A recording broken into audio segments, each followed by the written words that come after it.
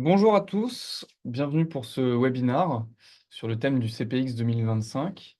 Euh, L'idée, c'est de revenir avec vous pour ceux qui n'ont pas forcément été présents lors de ce CPX, revenir sur des éléments importants de nos produits, l'idée n'étant pas de vous faire en une heure un bagage technique d'expert sur tous les sujets, mais plutôt de vous donner une image des éléments marquants et de la stratégie qui a été mise en place et évoquée lors de ce CPX 2025.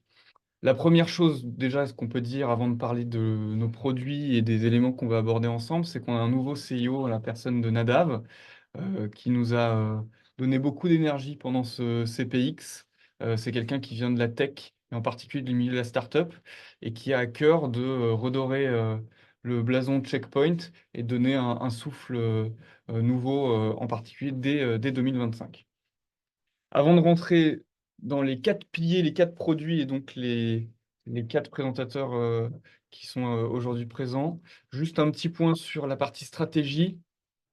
Ce qu'il en ressort, c'est qu'aujourd'hui, le CPX 2025, il a été orienté sur la réponse aux challenges de nos clients. Et ces challenges, ils sont assez connus et vous en faites face tous les jours. Il y a la réglementation et les univers IT complexes, les menaces évidemment qui évoluent, des coûts qui sont à réduire année après année avec les menaces qui augmentent, et puis une gestion des risques. Tout ça, la réponse à travers ce CPX, c'est d'orienter les produits Checkpoint sur l'IA. Vous allez voir que c'est assez riche, les nouveautés qui ont été mises en place cette année. Une automatisation, que ce soit sur l'ensemble de nos produits, mais aussi sur l'approche en elle-même. Et puis la simplicité, qui là pour le coup est l'ADN depuis Checkpoint depuis son début, c'est-à-dire donner la possibilité à tous les administrateurs pour la gestion d'avoir une console simple, unifiée euh, pour le quotidien. Ce qui aussi était dans toutes les bouches et dans tous les discours lors de ce CPX 2025, c'est de se dire aujourd'hui, on approche la sécurité à travers ce qu'on appelle la plateforme hybride Mesh Network. Si je devais vous montrer un petit peu visuellement à quoi ça ressemble, c'est-à-dire qu'aujourd'hui, on va placer notre SASI au cœur de l'ensemble de nos produits pour que tout ça discute pour à la fois la partie sécurité, la partie réseau et avoir quelque chose d'assez simple d'utilisation et avec une hybridicité, c'est-à-dire à la fois sur du on-prem et du cloud qui permettent de faire communiquer les éléments de sécurité de manière la plus naturelle possible. Ça, c'est quelque chose qu'on reverra dans l'approche produit. Les produits, pour ceux qui les connaissent aujourd'hui, c'est toujours séparé en trois grands piliers qui seront Quantum. Wahid nous fera le détail des nouveautés. La partie CloudGuard qui sera présentée par Farid. On verra qu'il y a eu beaucoup de choses d'annoncées cette année. Et puis Harmony, beaucoup de produits à travers Harmony, un focus sans doute sur la partie SASI, qui est l'élément différenciant et les annonces principales de ce CPX. Quant à moi, je vais commencer avec vous ensuite sur la partie Infinity et je vous parlerai de la partie External Risk Management et les automatisations à travers le module Playblock. Avant de démarrer sur cette partie-là, deux petites digressions sur les nouveautés d'une manière générale qui ne rentrent pas forcément dans le cadre de produits en eux-mêmes. La partie Thread Cloud, pour ceux qui connaissent déjà, c'est notre data lake, c'est là qu'on a toute notre intelligence. Ça regroupe à la fois nos données, depuis plus de 30 ans que Checkpoint est présent sur le marché, mais aussi nos moteurs d'intelligence. Et il se trouve que maintenant, on appelle ça ThreadCloud AI, puisqu'on a plus de la moitié maintenant de nos 95 moteurs qui sont maintenant basés sur l'IA. Et donc, il y a cette bascule qui est faite aujourd'hui. On passe du ThreadCloud au ThreadCloud intelligence artificielle. Deuxième digression avant de passer sur les produits, je voulais quand même vous parler de l'approche MSSP. Il se trouve que depuis plus d'un an maintenant, le MSSP, dans un modèle pay-as-you-go, a été lancé et est disponible sur la même plateforme, l'Infinity Portal. L'idée, c'est que par rapport à nos concurrents, on va se différencier puisqu'on a tout au même endroit. On a des façons de faire du MSSP qui sont sans engagement, sans minimum, et qui permettent de payer uniquement à ce qu'on consomme sur la plateforme Infinity. Si vous avez des questions ou des interrogations, envie d'aller plus loin sur cette partie-là, n'hésitez pas à nous écrire. On se fera un plaisir de vous montrer dans le détail aujourd'hui où on en est et ce que ça représente comme potentiel de gestion.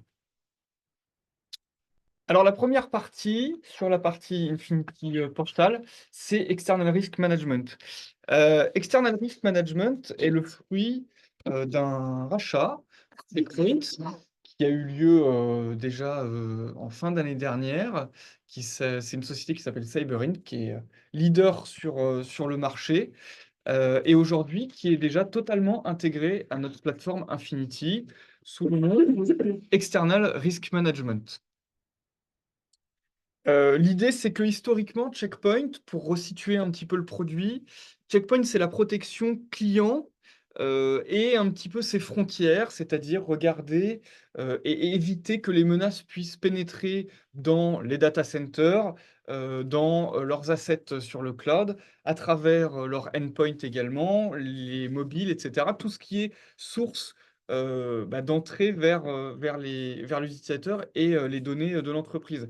L'idée avec l'external risk management, c'est d'aller un petit peu plus loin et de regarder à l'extérieur quels sont les assets propres de l'entreprise qui peuvent être ciblés et exposés, malheureusement, sur le web, qui peuvent être des ports d'entrée, mais à la fois aussi regarder ce qui, sur le web et sur le dark web, se passe lorsqu'il y a des credentials ou des logins, par exemple, qui ont été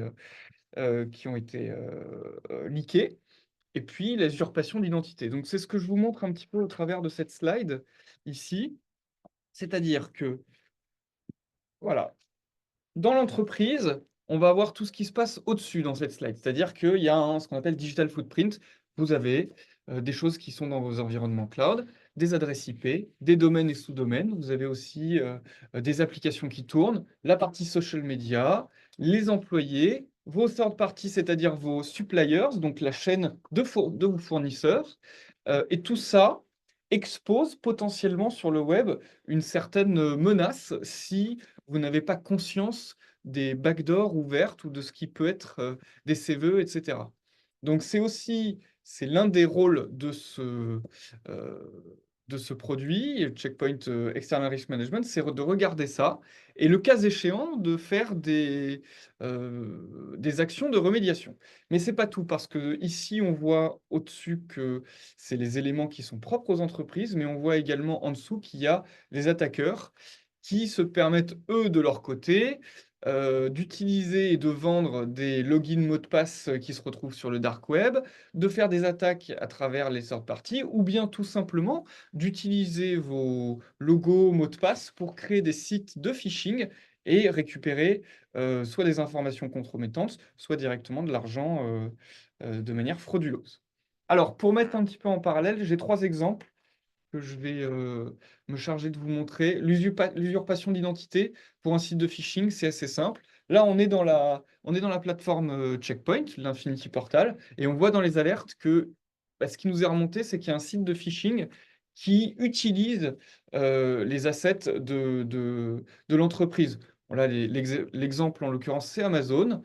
On voit qu'il y a une description de l'alerte avec des indices de confiance en dessous, la justification, et puis bah, des verbatims et une proposition de remédiation. La chose importante ici, c'est le 6 et le 7, c'est-à-dire je suis en capacité de faire un request takedown, c'est-à-dire de demander aux ingénieurs checkpoint derrière de se débrouiller pour aller voir le provider, cloud provider ou celui qui héberge le site en question qui est frauduleux pour le shutdown. Ça, c'est à la charge de l'ingénieur checkpoint dès lors qu'on va faire cette request. Et puis numéro 7, on voit qu'on a la capacité de chatter aussi, de discuter avec les ingénieurs Checkpoint pour en savoir un petit peu plus sur cette alerte et demander peut-être plus d'informations.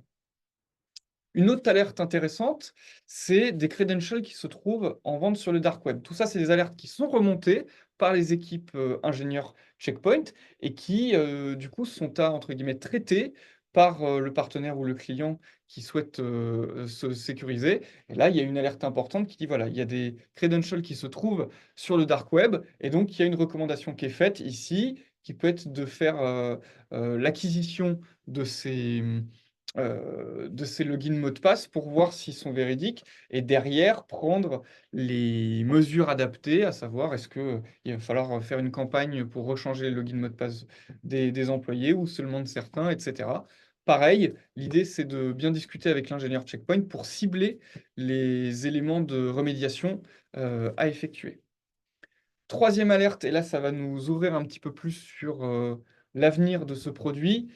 Dans l'ASM, c'est-à-dire dans l'Attack Surface Management, là on voit un port d'un serveur de l'entreprise qui visiblement possède des CVE. On les voit ici, il y en a 4. L'idée, et le plus important, ça va être de patcher au plus vite pour éviter d'avoir des attaques sur ces serveurs-là qui sont une porte d'entrée.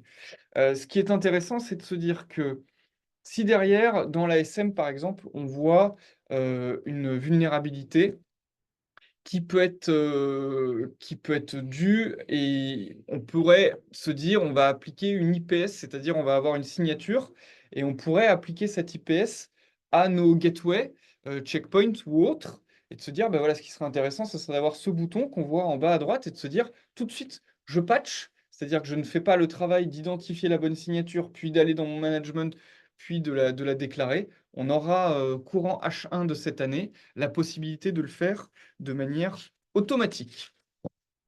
Voilà pour cette partie External Risk Management. Vous avez la possibilité de me poser des questions dans le chat. Une session de Q&A euh, sera voilà, monitorée d'ici la fin de ce webinaire pour revenir sur vos interrogations. Je passe maintenant sur la partie Infinity Playblock, qui est une autre brique de cette famille Infinity. L'idée de Infinity Playblock, c'est de se faciliter la vie. On a vu ici avant un module typique de sécurisation. Là, c'est un module typique de optimisation de son temps de travail pour les administrateurs et éviter les erreurs humaines. Donc, Playblock, l'idée, c'est une centaine, maintenant plus. C'est pas un produit qui est tout neuf de cette année, c'est un produit qui a déjà plus d'un an. Néanmoins, ce qui va changer cette année, c'est qu'on a des connecteurs avec des éditeurs d'autres marques qui nous permettent d'avoir des actions pas uniquement sur les produits de Checkpoint. On va le voir juste après. Et puis, ces Playblocks qui sont une bonne centaine aujourd'hui, on va pouvoir aussi les customiser pour aller un petit peu plus loin et faire du fine-tuning en fonction des besoins de l'utilisateur et des administrateurs en particulier. Vous voyez dans l'animation vidéo une partie de la solution. Je vais vous montrer par la suite un exemple avec deux petits use cases. Il faut savoir que cette année, ce qui arrive également, c'est l'intégration, je vous l'ai dit, avec des third parties. On va voir CrowdStrike, on va voir Fortinet, on va voir Microsoft Defender, par exemple, pour les citer. Mais il y a aussi l'importance, c'est de se dire, bah, les Playblocks, ils sont là pour me faciliter la vie et ils sont là aussi avec ces intégrations, avec les outils de collaboration et de production au jour le jour. Je vois Jira, je vois Slack. L'idée, c'est aussi d'avoir ces outils de ticketing intégrés dans mes automatisations pour aller un petit peu plus loin. Les automatisations, elles peuvent être très simples, comme la mise en quarantaine d'un poste. Et à ce moment-là, s'il y a un ticket qui est ouvert, peut-être dans le flow de ce ticket, répondre à une information et pouvoir peut-être passer à l'étape d'après. Deux, euh, voilà, deux petits case studies. Là, on voit à gauche que ce soit sur une machine qui soit protégée par Harmony Endpoint ou par Defender ou par CrowdStrike ou par exemple par SentinelOne.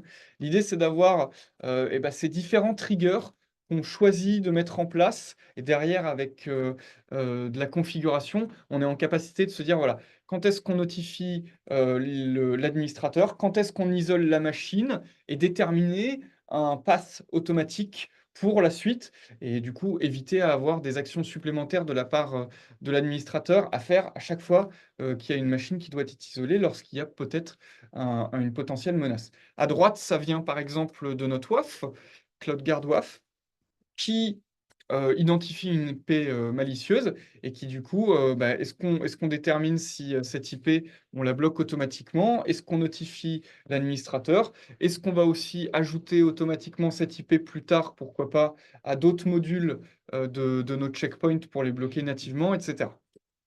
Donc ça ressemble à ça. Euh, une ouverture dans la famille Playblock. En fait, Playblock fait partie d'une grande famille dans la partie Infinity sur les services et en particulier lorsqu'on a du XDR, on a toujours la partie Playblock.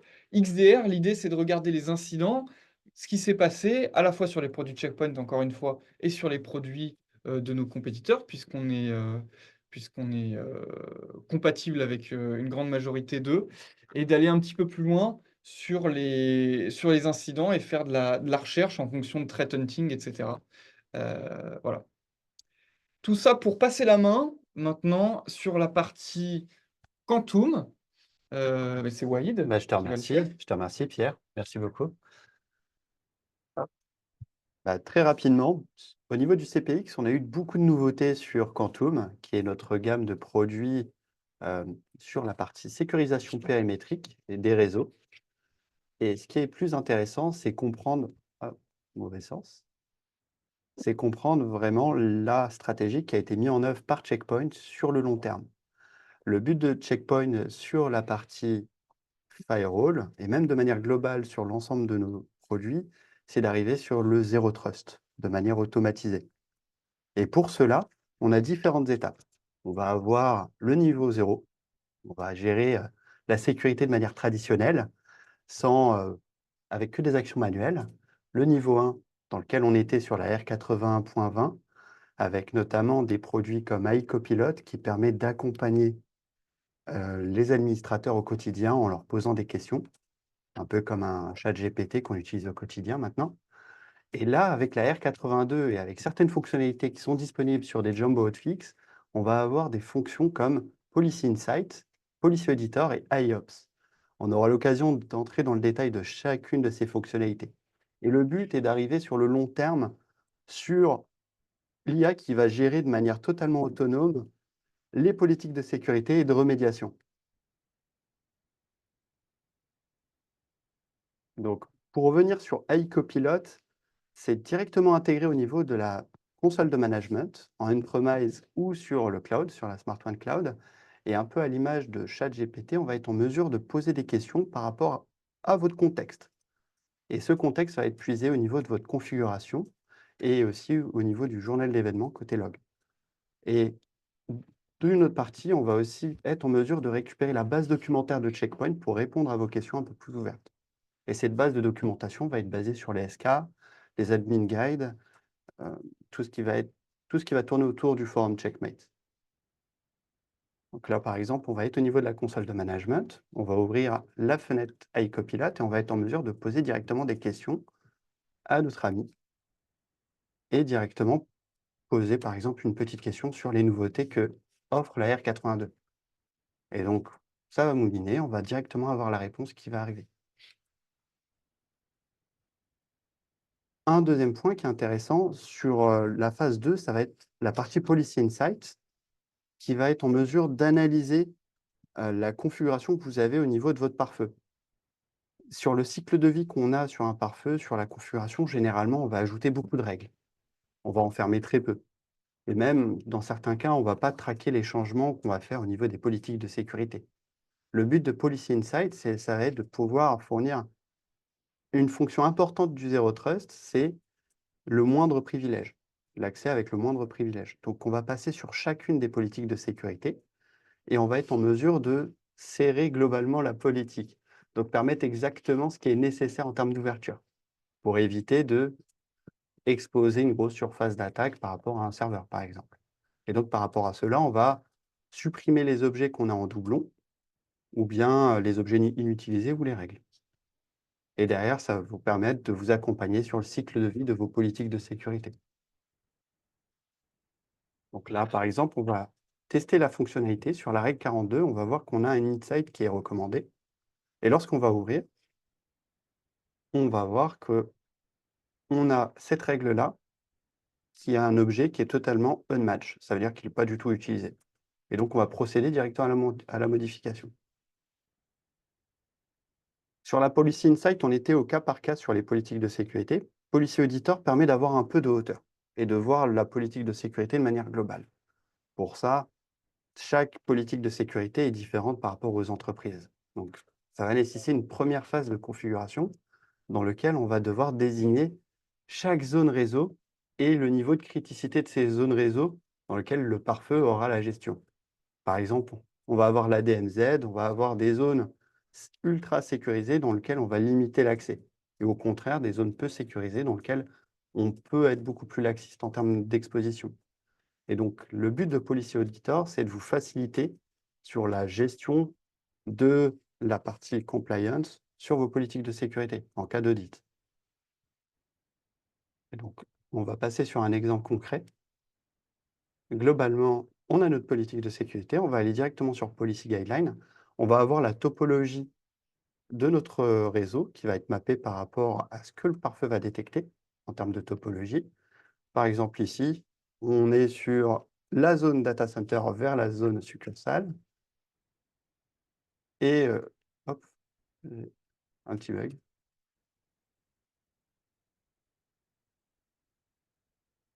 Ça a l'air de fonctionner.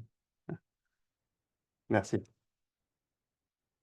Et donc là, en cliquant sur ça, la vidéo n'avait pas l'air de se lancer. On va passer dessus. Merci. Là, globalement, on va rechercher un protocole par rapport au protocole HTTPS et on va être en mesure de savoir quelle politique de sécurité ne correspond pas à ce protocole. Et là, ici présent, on va avoir deux règles. Ici présente celle-ci, de DC Power BI vers des objets d'IoT. Et là, on utilise un protocole qui ne correspond pas du tout à notre guideline. Et donc, on va être en mesure de pousser une modification. On a vu Policy Insight et Policy Auditor qui géraient la partie configuration sur les politiques de sécurité. Et une approche intéressante, ça va être tout ce qui va être monitoring proactif. Et ce qui va être intéressant avec AIOps, c'est des lignes de commande qu'on connaît tous, par exemple CPView ou HTOP, qui sont demandées par le support. Mais AIOps permet d'avoir une visu très ergonomique de l'état des pare-feux et de la console de management en termes d'utilisation de ressources. Et derrière, on va être en mesure de faire de la remédiation de manière proactive. On prend un cas d'exemple qu'on voit régulièrement. Imaginons qu'on a un pic de trafic ou une fuite de mémoire. On va être en mesure de la déceler et d'ouvrir un ticket. Et derrière, avoir l'ensemble des traces nécessaires pour accompagner le support sur la résolution de ce problème. En complément de l'automatisation qu'on a pu voir auparavant et de la facilité sur l'administration, on met à jour régulièrement l'ensemble des outils qui peuvent vous accompagner sur l'automatisation. On pense notamment au Playbook Ansible, qui permettent, un peu à l'image de Lego, de permettre de faire l'ensemble des actions nécessaires que vous le voulez, selon l'orchestrateur que vous souhaitez, ou par rapport à votre environnement. Ou Terraform sur l'instanciation de management de pare-feu en on-premise ou dans le cloud. Et Zero Touch API pour le déploiement de manière facilitée. Lorsqu'on sort du carton, on est en mesure de mettre directement le pare-feu en production, en récupérant la configuration depuis le cloud. En complément de l'automatisation qu'on a pu voir avec Ansible, par exemple, ou des Pole API, on a une fonctionnalité qui est très intéressante, c'est la Dynamic Layer. Globalement, on va être en mesure de pousser directement des politiques de sécurité directement sur le pare-feu, sans passer par la management et avoir un workflow qui va être très compliqué. Là, le DevOps va être en mesure de coder directement ses flux sur une layer spécifique, totalement cloisonnée, sur le pare-feu. Et enfin, pour résumer globalement les fonctionnalités qu'offre la R82, il y en a énormément. On va pas y passer, on aura l'occasion de passer sur un autre webinar pour passer sur ces spécificités. Mais juste trois grosses fonctionnalités. ElasticXL, un nouveau mode de clustering, à mi-chemin entre Maestro et le cluster XL qu'on connaît. Un nouveau mode de virtualisation qui permet de mieux allouer les ressources au niveau de vos pare-feux physiques, VS-Next. Et on va avoir aussi au niveau de la partie sécurité, je ne l'ai pas encadré, mais le support d'HTTP 3 au niveau de l'inspection HTTPS. Je vous remercie. Je vais passer la main à mon ami Farid. Merci. Merci, Walid. Donc, à mon tour.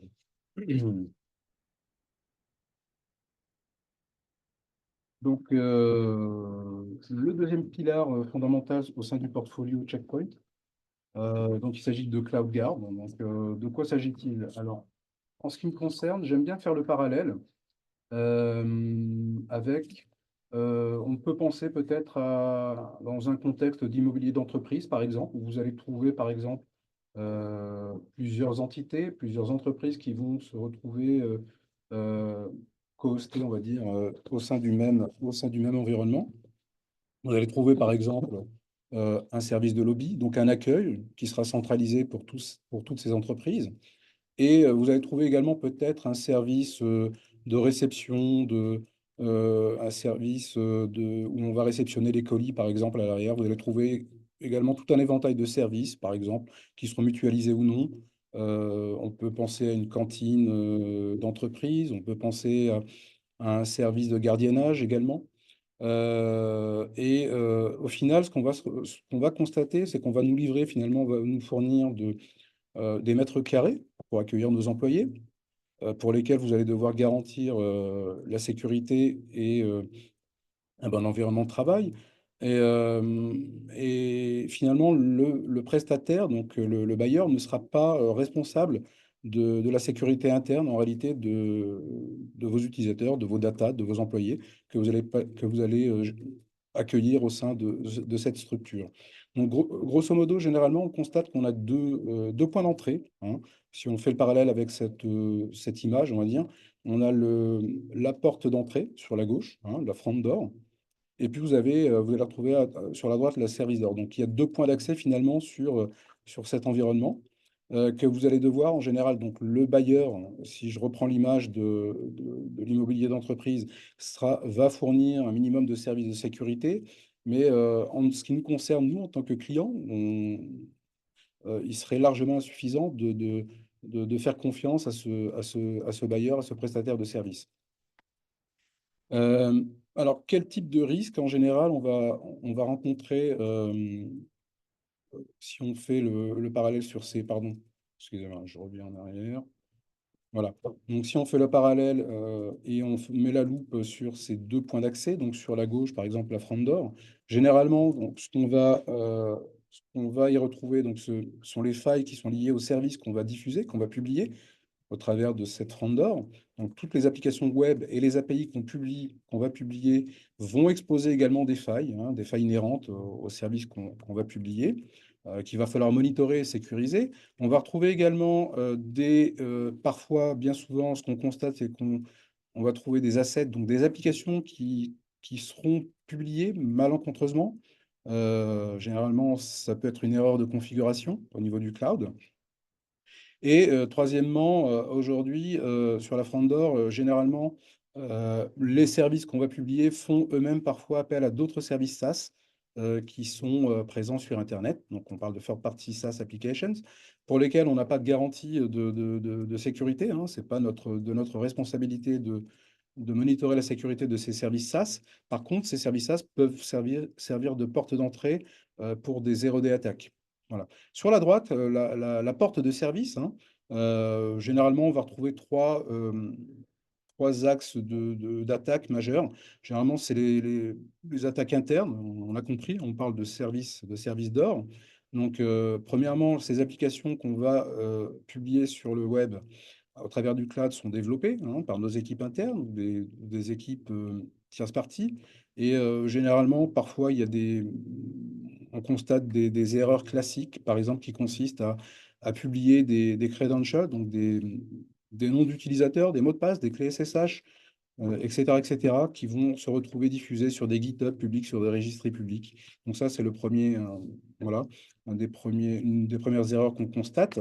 On va retrouver également la présence d'applications qui seront insuffisamment sécurisées. Généralement, pourquoi? Parce que ces mêmes développeurs vont utiliser des conteneurs qui sont présents dans des registres publics et pour lesquels ils feront confiance a priori, ce qui est une grave erreur. Au niveau de la service d'or, généralement, on ne se déploie pas comme ça partant de rien sur le cloud, on part de nos propres environnements data center pour lesquels on peut retrouver des assets qui pourraient être source de failles. Voilà. Alors, quelle est notre réponse au sein de Checkpoint pour sécuriser, pour vous aider à sécuriser et gouverner la sécurité de vos environnements cloud?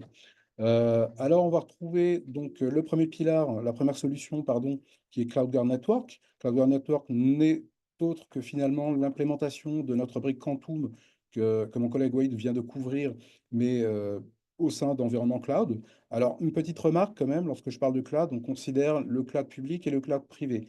Donc, si vous avez des environnements de type VMware encore au sein de vos plateformes, et à terme peut-être du Proxmox ou d'autres plateformes de gestion virtuelle, vous allez pouvoir déployer du CloudGuard Network. La deuxième brique Checkpoint que vous allez retrouver au sein du pilar CloudGuard, c'est notre solution WAF. Donc, c'est un firewall applicatif, firewall web applicatif qui va permettre de sécuriser, de monitorer, on va le voir par la suite, vos applications. Alors, l'événement majeur aujourd'hui qui a été annoncé au cours du CPX, en réalité en sortie de CPX, le 12 février, c'est la signature d'un majeur aujourd'hui avec la société qui s'appelle Wiz. Donc Wiz, pour ceux qui ne connaissent pas, c'est un pure player de la sécurité du cloud qui a 5 ans, approximativement 5 ans d'existence, qui s'est fondé lors de la crise Covid et qui a connu un succès majeur puisque Wiz vient de se faire, ils sont en cours de rachat par Google. Voilà, et on parle de plusieurs dizaines de milliards au niveau du rachat. Voilà, donc ce partenariat ne consistera pas uniquement qu'à utiliser les services fournis par Wiz, mais on parle de partenariats constructifs dans lesquels nous, on va implémenter des services au sein de Wiz, et Wiz, voilà, ça va communiquer donc via les API. On va pouvoir communiquer de manière bidirectionnelle, de manière à sécuriser de manière plus efficace vos assets déployés sur le cloud, privé ou public, hein.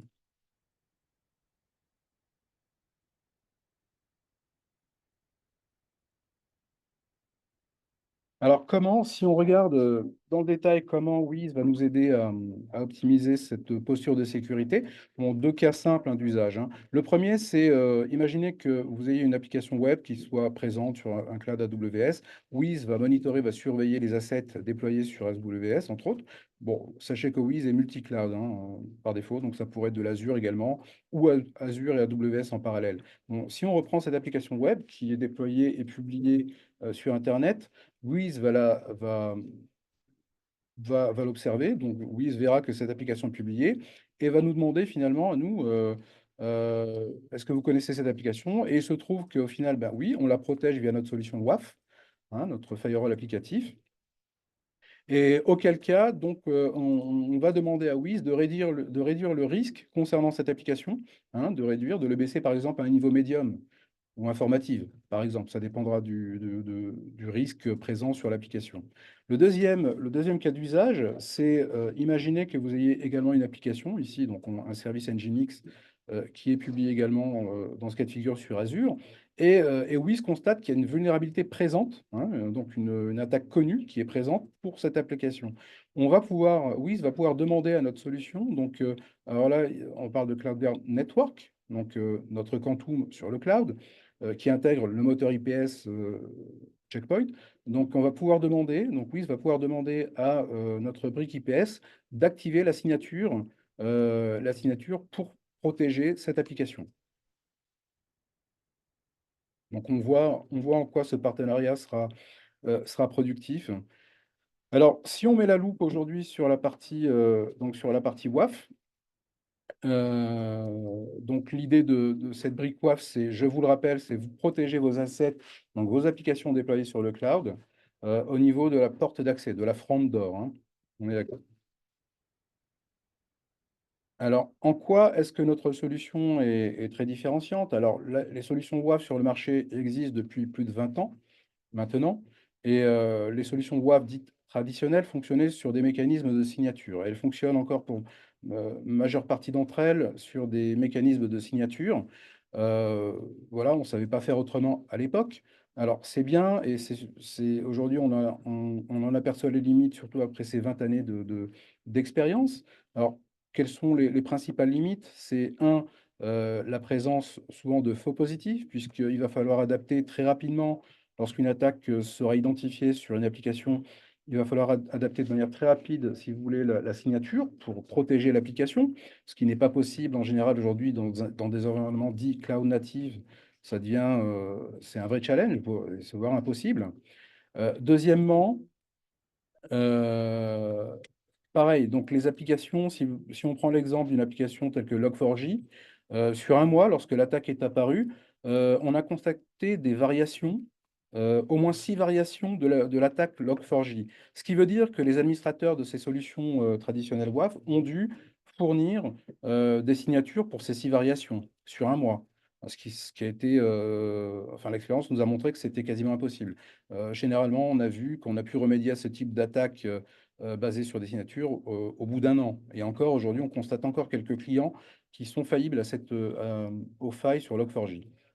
Voilà. Le deuxième point sur les signatures, c'est l'impossibilité de réagir, de protéger concernant les 0D attaques. Oui, c'est quasiment impossible de fournir une signature pour une attaque qui ne serait pas éventuellement identifiée, pour lesquelles il n'y aurait pas il n'y aurait pas de signature. Le troisième point, c'est la sécurité des flux API, hein, des applications API qui n'existaient pas à l'époque. Sachez qu'aujourd'hui, on constate qu'on a à peu près 80% de flux web, enfin web entre guillemets, qui consiste finalement en des échanges API. Hein. Quand vous lancez une application sur votre smartphone, il faut monitorer la chose, mais c'est des centaines et des dizaines de calls API qui sont exécutés.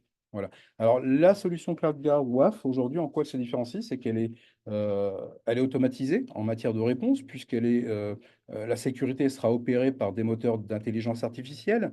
Hein, ça fait partie des mots-clés de ce webinaire, hein, je vous le rappelle, donc l'automatisation et l'AI. Deuxièmement, on va appliquer si vous voulez, le même credo là, chez nous, chez Checkpoint, qui est de fonctionner en mode préventif, donc appliquer une sécurité et ne pas faire que de la détection, et ça concerne donc les 0D attaques. Et le troisième point, ben, ça concerne les API. On va voir qu'aujourd'hui, on propose une solution qui est également simple, et c'est le troisième mot, si vous voulez, de ce webinaire CPX, c'est la simplicité. Donc, on va pouvoir fournir un framework qui va permettre d'identifier tous les calls API. Alors, si je rentre dans le détail de la solution WAF, vous allez retrouver, pour ceux qui sont familiers de notre pilar Quantum, donc nos briques de sécurité sont implémentées au travers de ce qu'on appelle des blades en mauve. Et par exemple, on va retrouver la blade DDoS, la blade de Rate Limiting, sur la droite, la brique IPS. Ensuite, File Security, donc c'est la capacité de faire du sandboxing pour les fichiers qui seront uploadés, par exemple, soit sur une application web ou sur un endpoint API. Alors là, on va retrouver également la protection contre les bots. Et au final, effectivement, la protection API, qui est quelque chose qui est inédit au sein de notre solution. Et en centrale, vous allez retrouver deux moteurs d'intelligence artificielle qui vont consister, qui sera le cœur de la technologie. Vous voyez qu'il n'y a pas de signature. Hein. Alors, ces deux moteurs, effectivement, notre solution WAF va fonctionner par étage. Le premier étage, c'est un moteur de machine learning, hein, pour être plus précis, un moteur de machine learning qui est entraîné par Checkpoint, par nous-mêmes. On l'entraîne sur des millions de requêtes qu'on observe sur Internet, donc des millions de requêtes qui contiennent ou qui ne contiennent pas d'attaque. Mais en tout cas, ça nous sert justement à discriminer les requêtes HTTP qui sont malfaisantes, pour lesquelles il y aurait des attaques et celles qui n'auraient pas d'attaque. Voilà, alors on va se baser sur des indicateurs. Hein. Donc, au sein d'une requête HTTP, vous allez retrouver tous les en-têtes déjà. Au niveau de l'URI, vous allez retrouver le chemin de la requête HTTP, etc., etc. Donc ça, on parle d'indicateurs. Donc ces indicateurs seront analysés par ce premier moteur de machine learning supervisé et nous permettra généralement d'écrémer, si vous voulez. Hein. L'objectif, c'est d'écrémer au sein de ces requêtes HTTP celles pour lesquelles on fait confiance, on est certain qu'il n'y aura pas d'attaque. En général, on estime qu'on est à peu près à 97%, et de celles entre 95 et 97%, et de celles qui sont douteuses. Hein. On parle de requêtes suspicieuses qui vont être envoyées automatiquement. Hein. Vous n'avez absolument rien à faire. On va les envoyer au sein du deuxième moteur de machine learning, qui est également un moteur de machine learning. Hein. qui, pour le coup, lui, n'est pas supervisé. Ça veut dire qu'il n'a pas été entraîné avec des requêtes qu'on a observées sur le net. Par contre, ce moteur va apprendre automatiquement, en continu, avec votre contexte client. Hein. C'est tout l'objectif de la chose, c'est fournir du contexte, puisque ces quelques requêtes entre 3 et 5 qui seront douteuses, on a besoin de les analyser, mais avec le contexte de l'application, par exemple. Voilà. Donc ce deuxième moteur va analyser en fonction de, on va regarder par exemple le comportement utilisateur, le comportement global à destination de l'application, hein, pour des requêtes légitimes. On va regarder le contenu, la structure de l'application, donc tout le contexte en réalité qui va nous permettre de faire un travail additionnel. Et à l'issue de ce deuxième moteur de machine learning, on va bloquer ou autoriser la requête. Voilà le principe majeur, et c'est là où on est différenciant, où on n'a absolument pas besoin de signature pour protéger vos applications. Voilà, donc je reprends l'exemple de Log4j. Par exemple, en 2020, on a pu montrer à nos clients, à l'industrie, on a été les premiers à pouvoir protéger de cette faille, hein, justement à l'aide de ce deuxième moteur de machine learning. Euh, voilà, donc la simplicité en matière de déploiement. Donc, je laisse cette partie-là. Vous voyez qu'on peut déployer en moins d'une heure. Aujourd'hui, on propose également un modèle WAF as a Service qui est très simple à déployer. En moins de 15 minutes, vous allez pouvoir protéger vos applications as a Service. Donc, Checkpoint héberge le service WAF. Vous n'avez absolument rien à faire si ce n'est publier des enregistrements DNS. Donc, je laisse cette partie à d'éventuelles questions. Et la dernière nouveauté annoncée lors du CPX, encore en cours de roadmap, c'est aujourd'hui de plus en plus on constate l'utilisation de modèles, des modèles d'AI LLM avec un front-end de type chatbot, par exemple, intégré au niveau de l'application, qui présente des failles à la fois au niveau du chatbot, hein, donc l'injection de prompts qui ne serait pas très propre, faire du jailbreaking au niveau du LLM, par exemple, mais également au niveau du back-end, donc du back-end applicatif vers le moteur LLM, donc qui intègre également des failles, hein, des failles possibles qui sont connues aujourd'hui. Donc on va prochainement intégrer également cette protection de type LLM au sein du moteur CloudGuard WAF. Voilà, donc j'en ai terminé, j'ai débordé très légèrement, donc je laisse les questions éventuelles et je passe le flambeau à mon collègue Kawa qui va parler d'harmonie. Merci. Vas-y.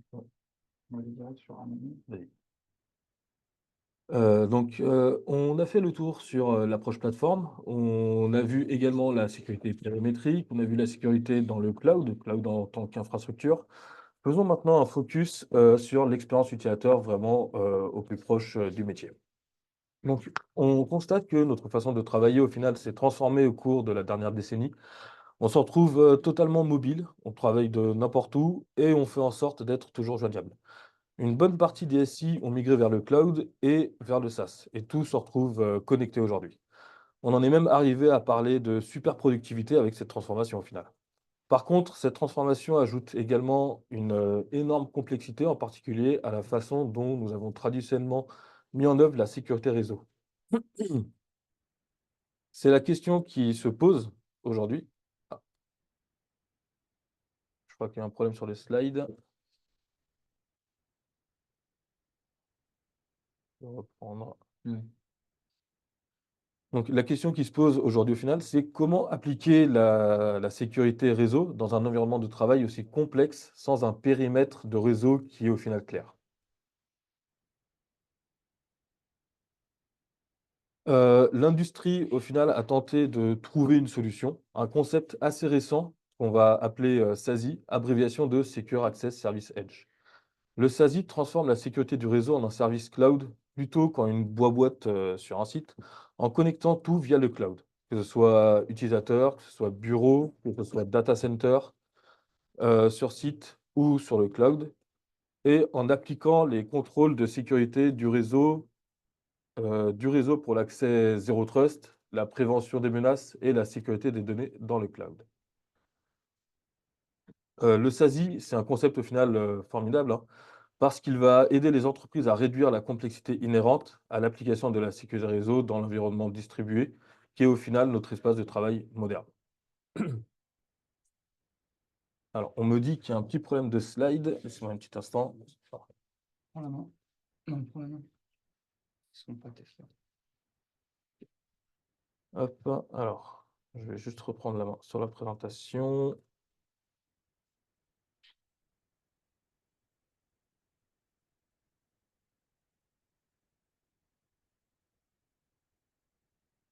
Voilà, normalement, ça devrait apparaître. Très bien.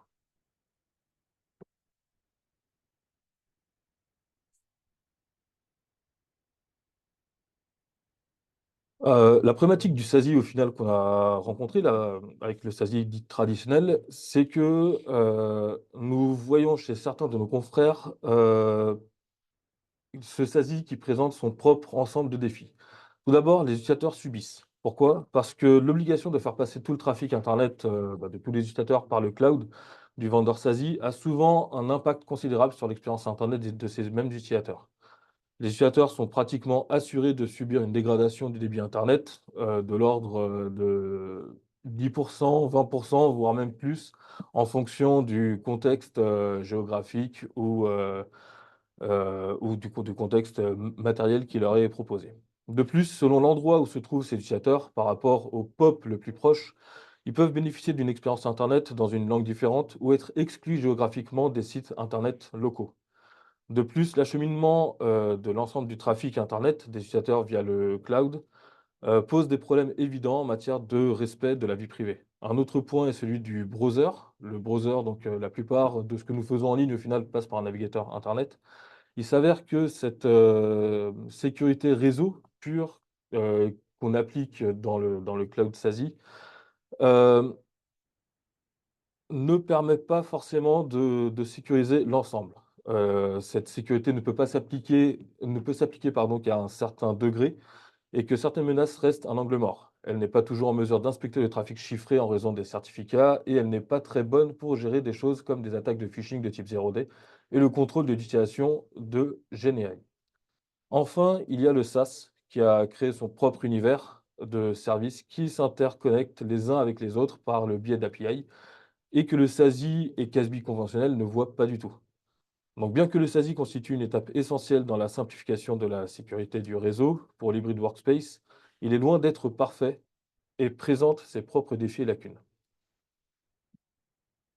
Et c'est l'analyse de ces défis posés par le SASI traditionnel qui a poussé Checkpoint à créer Harmony SASI pour tenter de répondre à tous ces défis de manière efficace. On a parlé de l'architecture hybride, c'est là que Checkpoint SASI va vraiment rentrer par rapport donc à nos confrères. Harmony SASI est donc différent des SASI conventionnels car il limite les effets indésirables sur l'expérience internet de l'utilisateur qu'on a pu évoquer jusque-là. Commençons par le device en lui-même. On va donc retrouver un bon nombre de briques de sécurité qui sont présentes dans le cloud, bien évidemment, mais également sur le endpoint directement. Et c'est ce dernier point qui nous différencie sur cette partie sécurisation. On va donc, pouvoir porter les briques de sécurité, qu'on voit ici, donc la partie sandboxing, on va avoir l'anti-bot, l'URL filtering et directement sur le device et c'est vraiment le point unique sur Harmony SASI par rapport à nos confrères. C'est ce qu'on va appeler donc le On-Device Network Protection. Ce local breakout au final qu'on va qu'on va également sécuriser directement via l'agent installé sur le poste de travail et on va permettre de sécuriser de la même manière que dans le cloud, de la même manière qu'au final seront interconnectés les sites distants, le site principal, et cetera, pour se sécuriser, pour aller naviguer sur internet. On va pouvoir sécuriser cet agent, ces postes nomades, en fonction des briques de sécurité présentées précédemment. En termes de POP, j'ai évoqué les POP tout à l'heure, il faut savoir qu'on a une présence géographique assez importante dans le monde et que cette présence géographique ne dépend pas uniquement des clouds publics, des cloud providers qu'on peut retrouver donc Azure, GCP, AWS sur lesquels on peut se baser également pour permettre cette interconnectivité internationale, mais également sur nos propres data centers avec le déploiement progressif de plus en plus de POP physiques sur le globe terrestre. On a donc aujourd'hui plus de 85 POP, à savoir que le dernier, qui a vu jour, c'était il y a 2 semaines sur, Vienne et on en a 4 autres qui sont prévus d'ici la fin du semestre. Passons à présent sur le navigateur en lui-même, la partie browser comme je l'évoquais tout à l'heure. On a donc différentes briques de sécurité qui sont portées par cet add-on qui va s'intégrer directement au browser, notamment la possibilité de prévenir sur la réutilisation des mots de passe, de prévenir sur le phishing 0D et surtout, d'un point de vue DLP, on va dire, de prévenir sur la fuite de données par rapport à l'IA. Il faut savoir qu'aujourd'hui, de plus en plus d'utilisateurs vont utiliser cette IA pour générer des informations, pour générer des mails, des communications. Et on va prendre cet exemple-là, où il y a une future acquisition donc, qui est en train d'être faite. Là, dans l'exemple, c'est Beta AI, qui va être acheté pour plus de 740 milliards de dollars. Pardon. Par rapport à ça, l'agent de sécurité va comprendre le contexte, va savoir qu'il s'agit d'une information future, donc à proprement dit confidentielle par rapport au business. Et en fonction de la politique qui a été mise en place, on va pouvoir bloquer ce prompt lorsque l'utilisateur va essayer de l'envoyer à l'IA. Par rapport à ça, côté administrateur, on va revoir donc dans notre overview, dans notre dashboard, tous les critères qui ont permis d'arriver à cette menace et comment on va pouvoir du coup prévenir contre ces problématiques présentes au sein de notre SI. Donc l'ensemble de ces briques de sécurité, que ce soit sur la partie browser et network, va permettre d'améliorer l'expérience utilisateur, de pouvoir bénéficier de la vitesse Internet native pour limiter vraiment l'impact sur le surf de l'utilisateur et de pouvoir sécuriser au maximum tout ce travail qui est fait au quotidien. Il faut savoir que nous, on le dit, Checkpoint, je crois que j'ai un petit problème d'affichage, nous, Checkpoint, on le dit sur cette problématique, mais également des acteurs externes comme le MIRCOM, pardon, euh, nous met en avant sur ces problématiques de détection où on est bien donc, on fait partie des leaders sur tout ce qui est détecté au travers de ces briques de sécurité. Terminons maintenant sur l'aspect SaaS, le dernier aspect que j'ai évoqué en introduction. Il faut savoir que, aujourd'hui, toute cette interconnectivité, tout cet avènement du cloud a amené beaucoup de solutions, beaucoup de services à se délocaliser, dans le cloud. Donc on va permettre justement cette interconnexion déjà par rapport au surf, mais également par rapport à toutes les applications qui peuvent être déportées, délocalisées, dans ce cloud, que ce soit le cloud, en mode SaaS ou également en mode infrastructure IaaS ou PaaS. Donc cette sécurisation va être permise pardon, par, notamment l'interconnexion. Donc on a parlé de l'agent qui est installé directement sur les postes de travail. On peut également travailler en agentless pour la connexion des partenaires, par exemple. On va pouvoir connecter les branches et les data centers, via une intégration native donc de nos appliances mais également de nos confrères vers notre cloud Harmony SASE. Et également, de toute la partie cloud public qu'on va pouvoir interconnecter pour créer tout un réseau global et vraiment agrandir notre surface de protection sur l'ensemble du SI d'une entreprise. Le dernier point que j'évoquerai aujourd'hui, ça serait sur la partie SaaS, notamment la visibilité et le contrôle de cet environnement, qui est aujourd'hui quand même un grand flou pour les entreprises.